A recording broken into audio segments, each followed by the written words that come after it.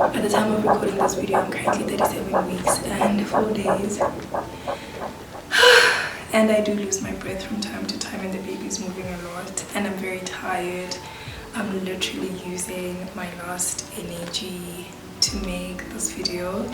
I honestly don't know why I left recording my pregnancy journey to the last minute. For some reason I thought I'd have a lot more energy than I do, but here we are. This is the 3rd episode, so if you haven't caught on with the pregnancy journal series, I suggest you watch. I'll link it down below. In the first episode I was sharing with you my trying to conceive journey. It took us about 8 months. If you want all of that details, do check out that video. And in the 2nd episode I talk about how I found out I was pregnant and also how I told my husband, his reaction, and just some random thoughts that I have. So if you have watched those videos and you have engaged, thank you so much. I do appreciate it so much. I want to take as many of you as possible with me in my transition to motherhood. If you like this video, as always, don't forget to like, comment, subscribe, engage with me, share your thoughts. If there's anything that you can relate with, I would be even more impressed if you guys can comment on that. So we're going to start at week 5. This is after I got confirmation from the GP and my Lancet results that I am indeed at the time 4 weeks pregnant. So I started recording my thoughts and stuff at week 5. So at this point I'm thinking of how I can share the news with my mom. When I thought about it, the next time I would be seeing my mom would be in a month's time, and at that point I would be very far along in the pregnancy and I didn't want to leave her behind because she is my person. She's been praying for me, she's been nagging me about it, and I just wanted her to be in the loop from the beginning because she is my person. So I decided that I'll tell her over the phone, over video call. I talk with my mom every second day. We're quite close in terms of our telephonic relationship, so I just felt like if I told her over video call I'd get to see her expression, and I did. And one of the things that she said when I told her was "Awe bina," which basically means am I not lying? Like, I don't understand. She was just very shocked but happy. That was her reaction. So she told my dad. I just didn't think I wanted to tell my dad. I don't know, I just felt like it would be awkward if I told my dad. But yeah, she told my dad.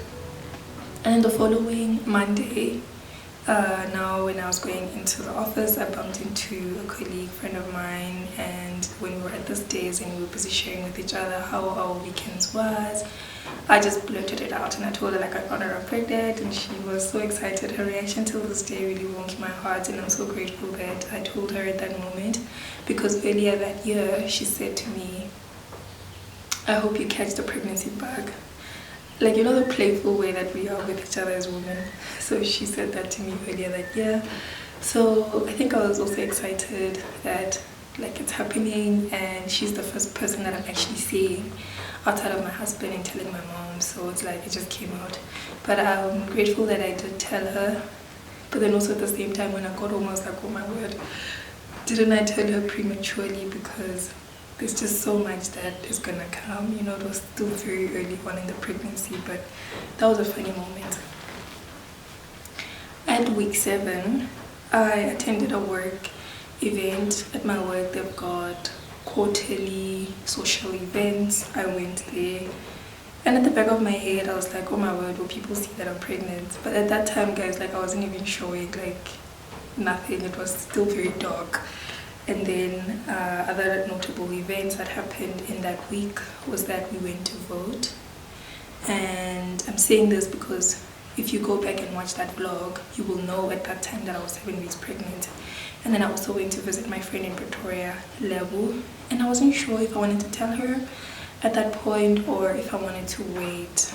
But then I decided to wait. I didn't tell her. And she had just came back from overseas, but we were talking about other things. We were talking about her experience and her life there and all of those things. Like, she was just telling me everything, and I didn't want to make it about myself because I know like when you tell someone such heavy news, like all of a sudden it's all about you, and I didn't want to make it about me. So I decided to just hold my tongue a little bit, and I said to myself, the next time she leaves, I'll be far along and I'll tell her then, because I knew when she was leaving again. At 8 weeks, I upgraded my medical plan that includes maternity benefits. Remember I told you that in the previous vlog I was on a very basic medical aid plan, but medical aids do allow you to upgrade your plan when you are going through a life-changing event, whether that's pregnancy or a chronic illness. So I decided to send the forms back, opting for a medical option that I felt I could afford, which is like double what I was paying. That was crazy. And also send in my blood results so that they can see, and also a note from the doctor.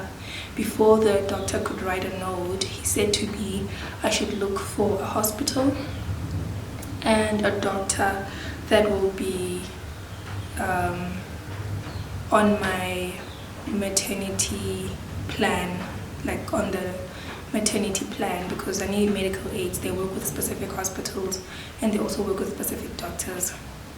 So I took some time and did that research, and I ended up finding a doctor that I liked, but he was not on the medical aid. Then I had to find another doctor that I was just kind of settling for, but I was like, you know what, I think I have a very specific bias when it comes to doctors. Let me tell you, I prefer old white men. That's just my preference. So I ended up finding a doctor at a specific hospital, and then I called, and then we made our first appointment. The first appointment you had to make it at 9 weeks, because at 9 weeks like you're further along, so that you can hear the heartbeat. If you make an appointment before then, you won't be able to hear a heartbeat. So that's what I did. And then I went back to the doctor, and then now I gave him more information on who's the doctor I would like. Then I sent back my paperwork to the medical aid. They upgraded me like within that week. It was not a problem. So by the time I went for my first scan, everything was in place. The products that I bought were Preg Omega Plus. I upgraded from just buying the normal Preg Omega, because the first Preg Omega had the purple and yellow pill, and then this one now had a third pill of a fish oil pill. And then I also bought the Happy Events lotion and Portia oil. This is after seeing one of my faves say that that's what they used during their pregnancy, and it worked for them, and I didn't know any better, so I just decided to try that out. And I thought I would be buying these products every single month, but it actually ended up that I bought them once a quarter. So every trimester I would buy a new bottle of Happy Events and Portia M. Now it's 9 weeks. I said here that I am craving KFC, and I do not have sore boobs, but I also enjoy eating sweet food. We'll just move along from that. I ate a lot of KFC in my first trimester, by the way. Also at 9 weeks, my husband and I went for our first scan. We were excited to meet the OB. On Google, it was highly recommended. I'm not going to mention the doctor or the hospital that I went to. I just feel like it's unnecessary. So the first appointment was a basic consultation. It was just like a medical get to know me, where you asked us or me about my medical history. Have I been pregnant before? Do I drink? Do I smoke? Do I have other chronic illnesses? Then we went to the other room where he weighed me, he checked my blood pressure, and then we did a transvaginal ultrasound. I was a bit nervous about the vaginal ultrasound, because earlier that year I had been to a different gynae to check if everything was alright, and I just felt like then it was very uncomfortable. So this time around it was more comfortable. So I'll put a clip for you guys to see a little bit of what we did. So the notable events that we saw from that consultation was that we got to see our puppy, our little puppy seed coming along. We saw his body parts. Most importantly, we heard his heartbeat, which was so beautiful to hear. I couldn't believe it. I could not believe it. My husband was also there taking a video, and we also got our estimated due date. So that was a very lovely appointment. We also got like the pictures. Then we get to the uterus. And if you look over here, we can see the whole baby in focus. Hold on. Can you see? You can see the whole baby in focus. And you can see the baby is moving already. There you go. You can see that is the head. And you can see the heartbeat. And you can see the whole baby in focus. But I want to give you a picture. Okay. We take it from the head up to the bum here. And this one says about 10 weeks now. But let's listen to the heartbeat as well. I'll show it to you here.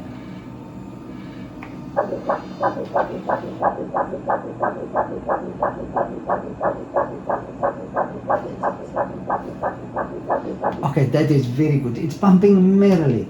The pillow, young one, I take it from this point up to this point. And it says 177 beats per minute. That is excellent. You can see that the heartbeat is pumping merrily on the inside. At 10 weeks, I wrote here that I took my first pregnancy progress pictures. So I went to Woolworths and I bought like a black ski pants and a bra so that I can take those transition pictures. I was also very bloated and I was getting a lot of constipation. At 11 weeks, I went home. You guys can reference that vlog as well. I'll leave all the vlogs that I'm referencing on the description box, so you guys can kind of see like, oh, around this time I was around 11 weeks. And then I got home. My parents were really excited to see me. I was excited to see them. And then I also shared the news with my little brother, because at that point I hadn't told him.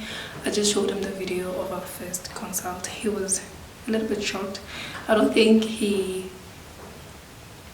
understood the gravity of what I was sharing with him at that point. His response was a bit like underwhelming, but my little brother's been supportive since day one. At week 12, I took more pregnancy progress pictures. I didn't have any complaints besides the fact that I was very constipated. I was even clogging the toilet. It was really, really bad. At this time, my medical aid also sent me an email inviting me to join the baby program, and they said that the baby program would give me benefits such as a doula that they would pay for.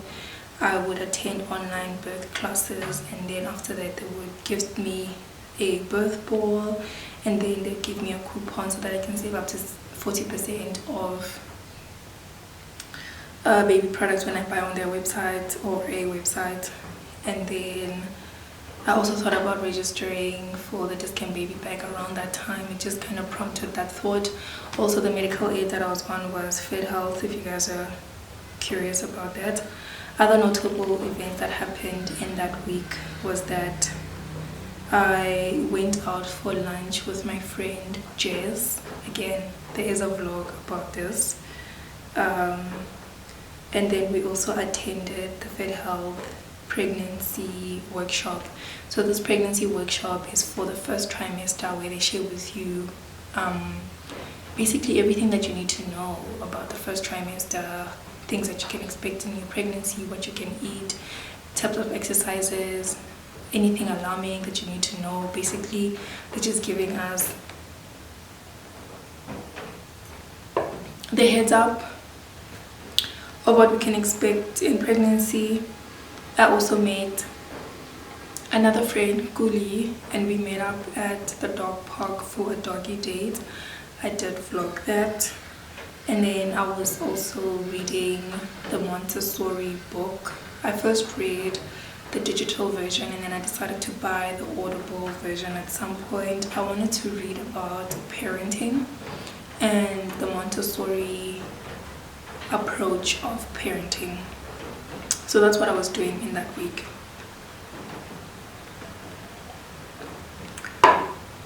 And then now it's 13 weeks, the last week of my first trimester, or maybe even the beginning of the second trimester. Between week 12 and week 13, there's just a little bit of confusion on, is it the last trimester or the second trimester? But anyway, I covered week 13 as part of my first trimester. I couldn't believe that I had been pregnant for that long. So far everything was smooth sailing. I was eating a lot of KFC, a lot of meat. At this point I didn't have a lot of constipation. I think what caused my constipation was eating a lot of sweet potatoes. I had a sweet potato moment earlier in my pregnancy where I was eating a lot of sweet potatoes, and it didn't help that my mom gave me literally a whole bag when I came back. And then I was looking forward to just the progress of the pregnancy. Like at that point I was kind of like getting comfortable with this whole pregnancy thing. And then I started seeing the linear Negro line waves, that dark line here. I started seeing that line. I also just started feeling like my uterus was getting firm, like, you know, there's something there. I kept taking my husband's hand and putting it on my belly, like, babe, do you feel that? Babe, do you feel it? He didn't get it. I didn't get it. And then we had named our baby Poppy at that point because we found out when he was as small as a poppy seed. Also at 13 weeks we went for our second OBGYN appointment. We weren't expecting him to give us an ultrasound. So when we went into the other room for the second part of the consultation, my husband didn't record that ultrasound moment because we weren't expecting it. But what we did check for at that appointment was my weight. I hadn't gained much at that time. My blood pressure, which was normal. And then he did like a normal ultrasound where he put the liquid on my stomach, and then he was just like floating around my stomach to see everything.